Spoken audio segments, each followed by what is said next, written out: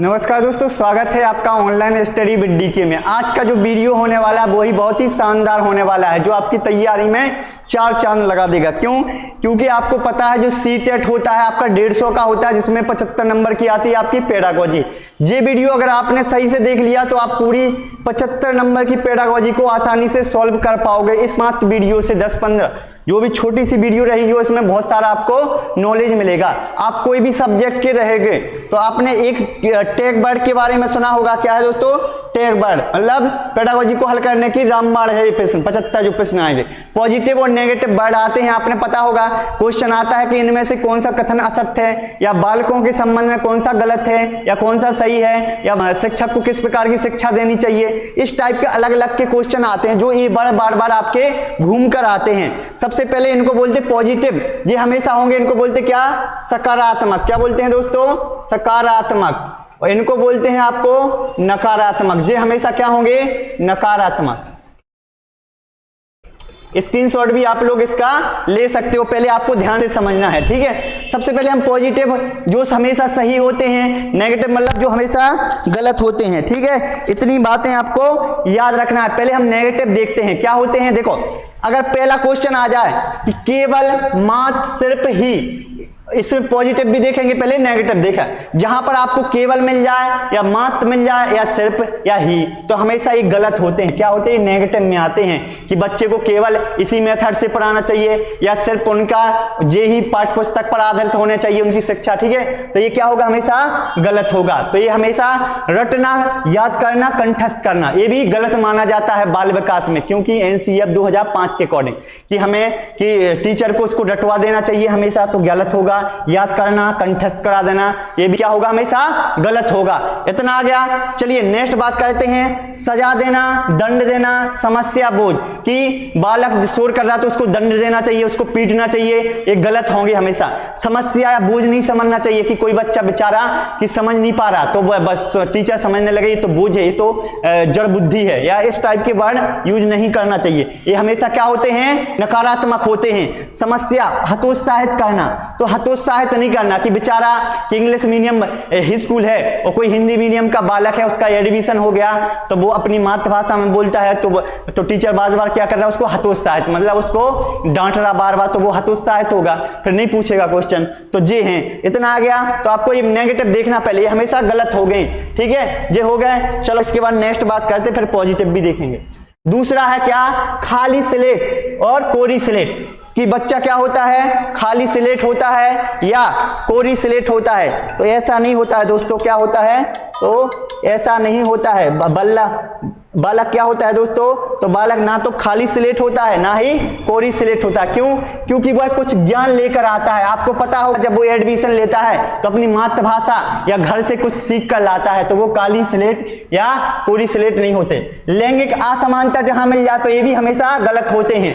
जैसे लैंगिक असमानता मतलब लड़की और लड़का में भेदभाव करना कि नहीं, ये जो लड़की है वो यहीं पर रहेगी, लड़का बाहर पढ़ेगा, ठीक है। तो ये लैंगिक असमानता होती है। तो टीचर को ऐसा भी करना चाहिए।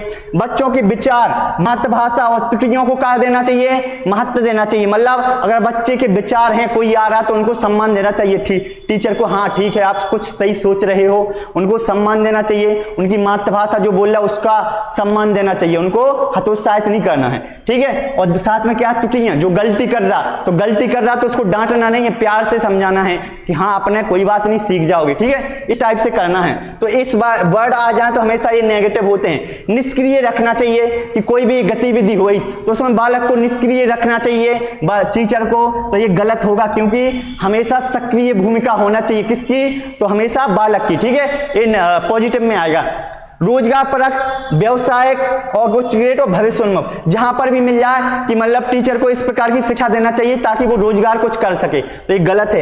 ये नहीं बोलता है कि बच्चे को पहले से तुम्हें रोजगार परक नहीं बनाना, उसको उस क्लास का नॉलेज देना बेसिक। व्यवसायिक शिक्षा नहीं देना कि तुम्हें भविष्य में बिजनेसमैन बनना है, ये बनना है, तो ये गलत माना जाता है। उच्च ग्रेड के लिए तैयार नहीं करना कि तुम्हें अच्छा पास करना है, 90% लाना है, 95% लाना है, तो इस तरह से नहीं करना है। भविष्योन्मुख, तुमने ऐसे भविष्य में कि भविष्य में कुछ करे, कि टीचर को ऐसी शिक्षा करनी चाहिए कि भविष्य में वो है बहुत ऊपर जा सके, तो ये नहीं होता, जाना चाहिए लेकिन ये उसके अकॉर्डिंग ये गलत होता है एनसीईआरटी के अकॉर्डिंग और एनसीएफ जो आया था। ठीक है, इतना आगे समझ में। नेगेटिव वर्ड है, चलिए और नेगेटिव वर्ड की बात करते हैं। ठीक है, तो नेगेटिव वर्ड इतने ही थे। अब हम बात करते हैं किस पर, तो पॉजिटिव वर्ड पर। ठीक है, आई होप कि आपको नेगेटिव वर्ड समझ में आ गए होंगे। जहां पर जे सभी होंगे तो समझ लेना ये क्या है, नकारात्मक होता है।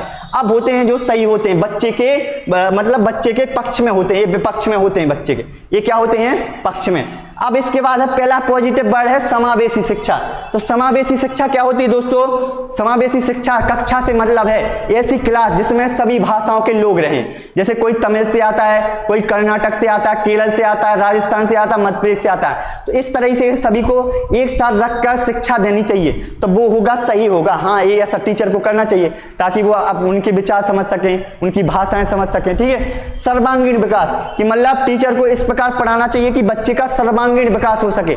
सर्वांगीण विकास से मतलब मानसिक हो गया, उसका शारीरिक हो गया, जितने प्रकार से होता है वो सभी विकास होना चाहिए। ऐसा नहीं करना कि सिर्फ उसका वही शैक्षिक रूप से विकास हो, सभी रूप से होना चाहिए। ठीक है, करके सीखना, हस्तपरक अनुभव, ये भी सही है कि बच्चा को हमेशा कोई भी काम दे रहा है तो उसको खुद करके दो ताकि वो खुद करके सीख सके।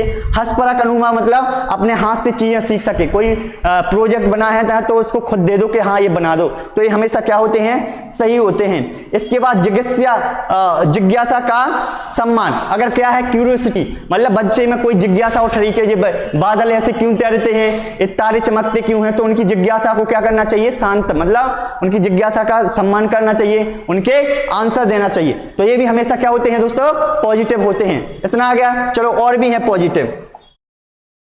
अब है बाल केंद्रित शिक्षा, जहां पर भी आपको बाल केंद्रित शिक्षा के बारे में मिलेगा तो समझ लेना ये क्या है, सही है, क्योंकि हमें जो एनसीईआरटी 2005 कहता है, क्या कहता है दोस्तों, कि हमेशा बच्चे के अकॉर्डिंग शिक्षा देनी चाहिए। मतलब जो है बच्चा क्या है, भगवान है, यहाँ पर क्या है, तो बच्चा जैसे समझे, जैसे जिस भाषा में समझे उस भाषा में समझाना टीचर को, वो है क्या है, बाल केंद्रित शिक्षा होती है। इतना आगे समझ में। व्यवहारिक कुशलता मतलब व्यवहारिक ज्ञान देना चाहिए, उसको रटवाना नहीं चाहिए चीजों के बारे में। जैसे पेड़ों के बारे में बता रहे हो तो उसको बाहर ले जाओ, उसको बताओ उसके बारे में कि ऐसा ऐसा है, ठीक ना।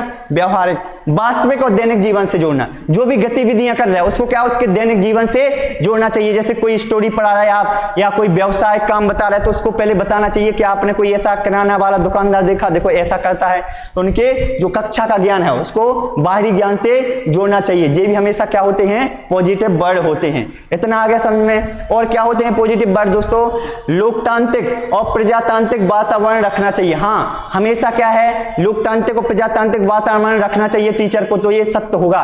लोकतांत्रिक क्या होता है, जिसमें सभी बच्चे एक समान हो, उनके साथ कोई भेदभाव नहीं किया जाए कि तुम तो निम्न वर्ग के हो, तुम एससी के हो, तुम एसटी के हो, तुम ओबीसी के हो, जनरल हो। जब ऐसा भेदभाव करे तो वो नहीं होता लोकतंत्र। जब इन भेदभाव से परे होकर काम किया जाए तो वो होता है लोकतांत्रिक या प्रजातांत्रिक वातावरण। इतना आगे समझ में। इसके बाद और क्या है, दृश्य और श्रव्य सामग्री का प्रयोग करना चाहिए, जितना अधिक से अधिक हो सके। दृश्य मतलब बच्चों को दिखाकर चीजें समझाओ, जैसे जंगल के बारे में पढ़ा है तो प्रोजेक्ट पर लगा दो, उनको पिक्चर दिखा दो, या कहानी वगैरह सुना दो, ठीक है, रेडियो पर सुना दो कोई कहानी, सब में दिखा दो, ठीक है, तो उससे जल्दी उनका क्या होता है, सीखते हैं, ठीक ना। तो ये भी क्या होता है, सकारात्मक होता है। चलिए और बात करते हैं हम, ठीक है। इसके बाद प्रकृति की खोज, बच्चों को क्या है कि बताना चाहिए कि आपको प्रकृति में क्या क्या है उनके बारे में खोजना चाहिए, उनको काम देना चाहिए स्वयं करने के लिए, तो ये भी क्या होगा, सही होगा, ठीक है। जानकारी एकत्रित करना, उनको बोलना चाहिए आपके आसपास जो भी है कंकड़ पत्थर जो भी डले हैं आपको उनको एक साथ एकत्रित करना है और बताना है कि इनमें क्या है, तो ये भी हमेशा पॉजिटिव होगा। कोई भी काम करवा रहा है तो वहां पर बालक की क्या होनी चाहिए, सक्रिय उपस्थिति होनी चाहिए दोस्तों। क्या होनी चाहिए, सक्रिय उपस्थिति, मतलब जो भी प्रयोग करवा रहा है तो बच्चा, सिर्फ टीचर क्या होता है, मार्गदर्शक, और जो काम करेगा बच्चा करेगा, तो ये भी होता है, क्या होता है, पॉजिटिव। मानचित्रांकन, हाँ इसमें भी क्या है, मानचित्रांकन मतलब उनको मैप के बारे में बताना चाहिए कि कौन सी दिशा कहां पर होती है, ठीक है। इस टाइप से दिशाओं के बारे में बताना चाहिए जिससे वो दिशा की ज्ञान और सापेक्ष स्थिति का पता लगा सके। इतना आ गया समझ में, ठीक है। आप स्क्रीनशॉट भी ले सकते हो, बाद में लेने के लिए 2 मिनट देंगे, ठीक है। इतना आ गया। चलिए और क्या है, आप अगर इसको सही से पढ़ लोगे और फिर जो प्रीवियस ईयर में कोई भी क्वेश्चन पूछे गए, बाल विकास के हो गए, हिंदी के हो गए, संस्कृत के हो गए आपके, उसके बाद क्या हो गया, पर्यावरण के हो गए और मैथ के हो गए, इन सभी को आसानी से आप लोग इसके माध्यम से कर लोगे। ठीक है, बच्चों के दृष्टिकोण का सम्मान करना चाहिए। जे भी क्या है, क्या होता है, पॉजिटिव, मतलब उनका अलग, जैसे कोई भी दृष्टिकोण है, कोई भी वस्तु दिखाई तो उनका अलग दृष्टिकोण होगा, दूसरे बच्चे का अलग दृष्टिकोण होगा, तो उनको भी क्या करना चाहिए दोस्तों, सम्मान देना चाहिए। ठीक है, इतना आ गया समझ में। इसके बाद क्षेत्र भ्रमण, जैसे कोई भी चीज पढ़ा रहे हैं, ठीक है, फिर उसको प्रैक्टिकल के लिए, जैसे जंगलों के बारे में पढ़ाया तो देखा होगा 5वीं जो सरकारी स्कूल रहते हैं उनका टूर होता है कि आज आपको इस जंगल का भ्रमण करवाना मैडम को, टीचर को। ठीक है, तो वो इसलिए करवाते ताकि वो क्या कर सकें, अपना ज्ञान जोड़ सकें, जो रेगुलर मतलब प्रैक्टिकली ज्ञान को जोड़ सकें और प्रकृति के प्रति कैसे हो, तो उनका नजरिया कैसा हो, सकारात्मक हो। इतना आ गया दोस्तों। रुचि उत्पन्न करना, कोई भी विषय पढ़ाया तो उनको कहानी और कविताओं के माध्यम से रुचि उत्पन्न कराना चाहिए, तो ये भी सही होगा। ठीक है, इसके बाद क्या है, पोर्टफोलियो। हाँ, अगर उन्होंने पढ़ा है तो उनका पोर्टफोलियो बनाना चाहिए। पोर्टफोलियो क्या होता है, जैसे 1 महीने में बच्चे ने क्या क्या सीखा, कहां कहां कमी है, उन सभी का क्या होता है, पोर्टफोलियो होता है। ठीक है, जहां पर ये दिख जाए तो ये क्या होता है दोस्तों, पॉजिटिव होता है। ठीक है, इतना हो गया। इसके बाद है संसाधन।